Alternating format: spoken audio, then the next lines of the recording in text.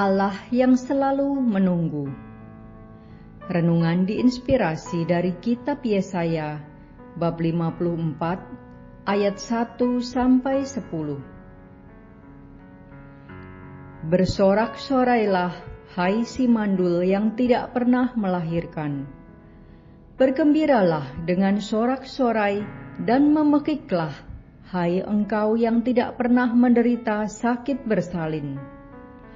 Sebab yang ditinggalkan suaminya akan mempunyai lebih banyak anak daripada yang bersuami. Demikianlah firman Tuhan.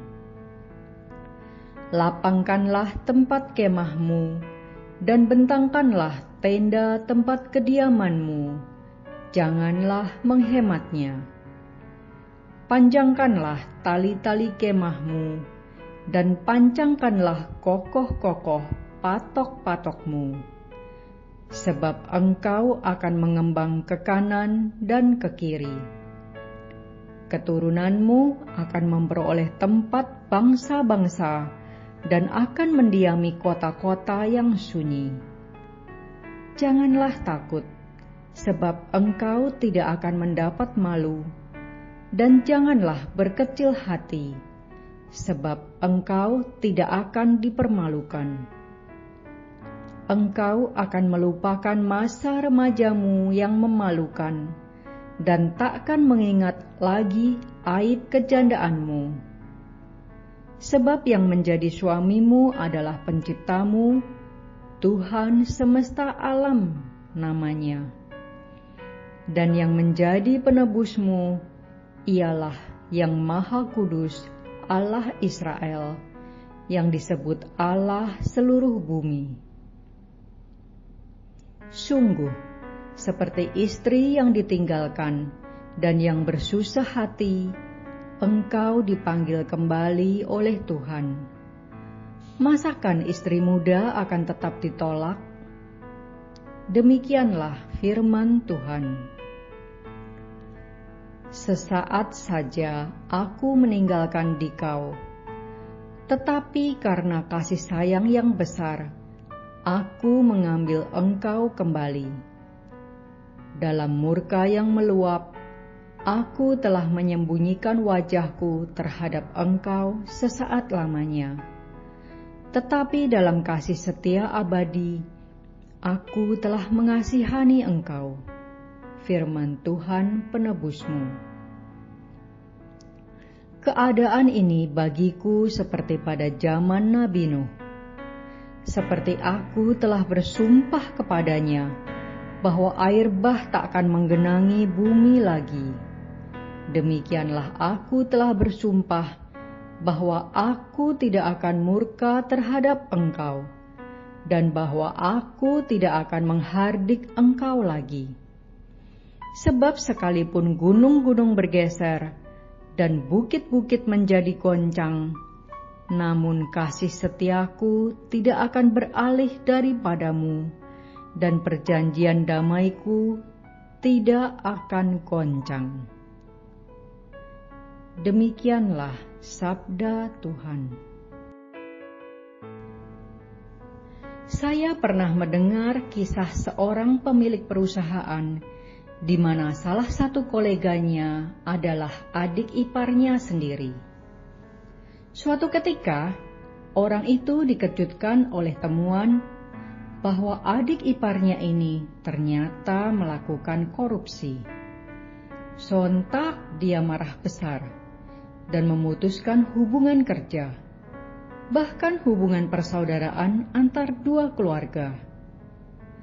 Betapa rapuhnya hubungan persaudaraan manusia.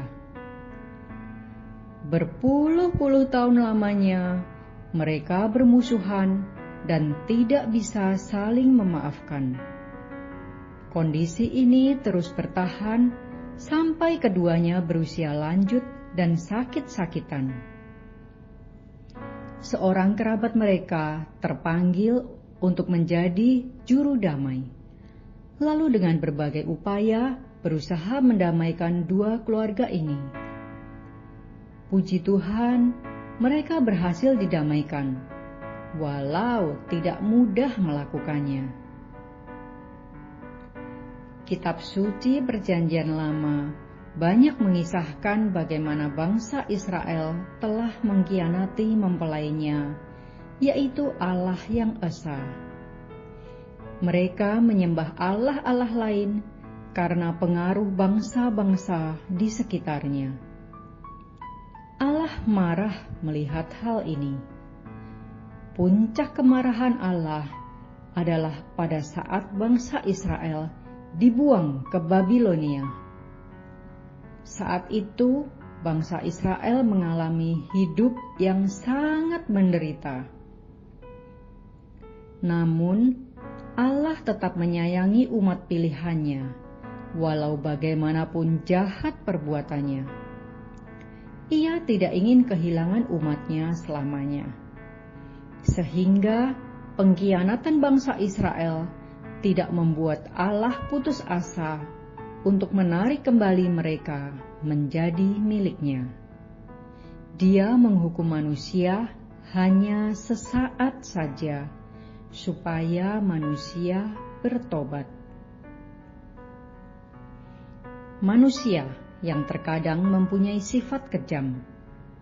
Bahkan ada dari kita yang sekali menemukan kesalahan, tidak bisa mengampuni, bahkan hingga ajalnya datang. Manusia begitu keras hatinya, bahkan sekeras batu karang. Sedangkan Allah mempunyai hati yang lembut, bahkan sangat lembut. Allah tidak melihat dosa manusia, tetapi Allah malahan menunggu kedatangan umatnya yang bertobat. Saat-saat pertobatan manusia itu adalah saat yang paling ditunggu oleh Allah kita, karena Dia tak ingin umatnya musnah selamanya. Kasih setia Allah tetap untuk selamanya. Sudahkah kita mempunyai hati seperti Allah yang lembut dan mudah memaafkan? Marilah berdoa. Allah yang Maha Rahim, bantulah kami supaya mempunyai hati selembut hati-Mu yang mudah memaafkan dan menerima orang lain dengan penuh kasih. Amin.